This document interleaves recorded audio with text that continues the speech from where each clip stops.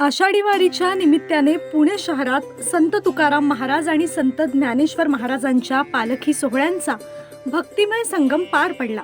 या ऐतिहासिक क्षणाचे औचित्य साधत श्री शिवप्रतिष्ठान हिंदुस्थानच्या वतीने दोन्ही पालख्यांचे पारंपरिक पद्धतीने भव्य स्वागत करण्यात आले।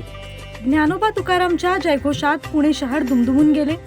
संभाजीराव भिडे यांच्या मार्गदर्शनाखाली हजारो धारकरी स्वागत सोहळ्यात सहभागी झाले। भगवे ध्वज, पारंपरिक वेशभूषा आणि शिस्तबद्ध पद्धतीने पालख्यांचे स्वागत करण्यात आले। यावेळी वारकऱ्यांसाठी विविध सेवा उपक्रमही राबविण्यात आले।